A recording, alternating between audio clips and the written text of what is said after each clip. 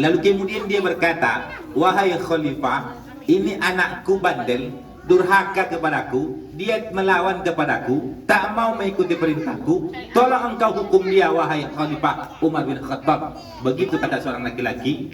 Lalu kemudian Umar bertanya kepada sang anak, wahai anakku, apakah benar engkau durhaka kepada orang tuamu? Anak itu menjawab, iya, saya durhaka kepada orang tua saya.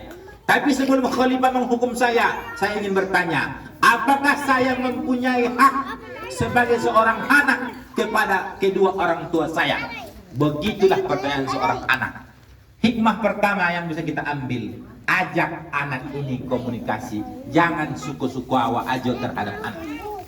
Ibu, ajak anak ini komunikasi. Kalau ada keinginan dia sesuatu keinginan, ajak ngomong. Kalau tak sanggup kita membelikannya misalnya, maka ajak ngomong. Jelaskan kepada dia bahwa kita belum sanggup. Insya Allah nanti atau suatu saat ada rezeki, maka kita akan belikan. Jangan langsung tidak ada. Psikologis anak itu langsung kena psikologisnya kalau kita langsung memotong keinginan dia, langsung kita menyetop keinginan dia, langsung kita memarahi dia ketika dia ingin sesuatu. Nah, lalu ketika anak itu bertanya, apakah saya mempunyai hak kepada orang tua saya? Dengar baik-baik, Bu. Iya ada. Yang pertama, ayahmu mesti mencarikan istri yang soleha. Ayahmu mesti mencarikan ibu yang soleha untukmu. Satu. Kalau anak ini ingin menjadi soleha, maka yang pertama sekali syaratnya adalah ibunya mesti soleh. Ibunya mesti soleh. Apa saya bilang dari tadi, ibu-ibu ini garda terdepan untuk membentuk karakter, akhlak, kepribadian setiap orang anak adalah ibu-ibu. Al-madrasatul ula. Pendidikan pertama yang didapat oleh anak itu dari ibunya. Ya, jadi tak main-main, Bu. Makanya, Bu, ibu-ibu, makanya kalau ada pengajian datang. Awak bukan promosi pengajian kok. Nah, kalau ada acara seperti ini datang. Untuk apa, Ustaz? Dulu mungkin ibu tidak sempat sekolah. Dulu mungkin ibu tidak tidak tinggi sekolah, ya, sehingga tak ada keilmuan, tak ada kemampuan untuk mendidik anak-anak kita dengan agama. Maka datang pengajian, datang acara diundang sekolah, ada acara datang. Biar kita paham bagaimana cara mendidik anak-anak kita. Apa-apa ini suami-suami ibu itu tahunya mencari piti. Nah, kok piti dia tidak mau tahu. Pai antara sekolah, pai antara anak belanja, pai antara anak ngaji, tidak mau tahu den. Seolah-olah kalau boleh suami itu berkata demikian. Karena memang dia sudah disibukkan dengan pikiran, dia sudah fokus kepada hal dalam mencari nafkah. Maka ibulah yang berperan untuk mendidik anak. Karena salah satu kewajiban seorang istri adalah menjaga harta suaminya dan mendidik anak-anaknya. Itulah makanya jarang bapak-bapak yang mengantarkan anaknya ke sekolah. Rata-rata yang antar jemput itu ibunya. Jadi syarat yang pertama, carikan ibu yang soleha. Artinya ibu soleha dulu. Kasih contoh dulu. Kalau di sini dia baca Quran, kalau di sini dia mengaji, menghafal Quran, membaca, menulis, sholat di rumah, ibu tak sholat, dia tak akan sholat. Ibu tak baca Quran di rumah, dia tak baca Quran. Dia hanya baca Quran di tempat mengaji. Di rumah tak akan baca dia. Kenapa? Ditengoknya amaknya, ditengoknya apaknya. Nah, apa jawab amak aja enggak? Apalagi awak. Suara udah mulai habis kok. Minum, Pak. Wah, ada minum ada. Ada, kirain tak ada tadi. Awak mancing tuh rupanya ada.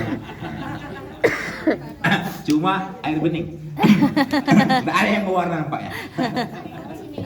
Jadi itu yang pertama. Jadi artinya teladan itu mesti kita berikan terlebih dahulu kepada anak-anak kita. Barulah sebenarnya kita mempunyai hak untuk memarahi mereka. dalam dunia pendidikan itu ada yang disebut dengan punishment, ada yang disebut dengan reward. Ketika anak itu berprestasi, maka kita berikan reward. Reward itu tidak hanya berbentuk uang kasih hadiah, uang kasih buku, tidak. Salah satu reward yang paling ringan yang membuat psikologis anak itu menjadi bangga dan bahagia adalah engkau puji dia. Puji dia. Alhamdulillah, subhanallah, anak mama yang pintar, yang soleh ini sudah sholat di masjid, sudah pergi mengaji tepat waktu, bangun sholat subuh. Sekedar itu saja sudah dianggap reward, hadiah, pujian. Tidak hanya berbentuk, kalau memang dia berprestasi misalnya, ibu memberikan sesuatu, silakan. Dan juga ada yang namanya punishment, Bu. Punishment itu tahu? Itu bahasa orang barat. Saya pun nggak ngerti, tapi kata orang Indonesia namanya artinya hukuman. Di dalam agama Islam, menghukum anak itu boleh. Coba tengok hadisnya. Apabila anak itu berumur 7 tahun, suruhlah dia sholat. Dan kemudian setelah umur 10 tahun, dia tak mau sholat, pukul. Artinya apa maknanya? Bahwa Nabi pun mengajarkan kepada kita untuk menghukum anak. Tapi jangan pukul kepalanya. Jangan pukul kepalanya, jangan pukul pipinya, jangan pukul dadanya. Yang mana dipukul Pak Ustadz? Kakinya. Maaf cakap, pantatnya. Itu yang dipukul. Kenapa? Karena tempat-tempat itu tidak membahayakan kepada anak. Terutama bapak-bapak nih kadang capek-capek emosi kuam, bang, itu tidak boleh, tak boleh. Mental anak itu langsung rusak. Di bapak-bapak ibu-ibu yang mendekat Allah Subhanahu Wa Taala, itu yang pertama. Yang kedua, wahai khalifah, apalagi yang mesti kudapatkan dari kedua orang tuaku, engkau mesti mendapatkan makanan yang halal. Ini nanti bu, sampai di rumah sampaikan ke apa-apa yang menjadi yang memiliki peran mencari nafkah. Anak-anak ini mesti dikasih makanan yang halal. Apa maknanya? Artinya mereka ini mesti mendapatkan sesuatu dari hasil yang halal, jangan yang haram. Kalau kecil beremannya Pak, kalau kecil beremannya, kalau biti-biti yang haram tidak usah bawa ke rumah. Itulah kecil peremannya. Tidak usah dibawa ke rumah binti haram. Itu kecil peremannya. Kalau dapat binti haram, subuhat, jangan dibawa ke rumah, jangan dia dimakan kok.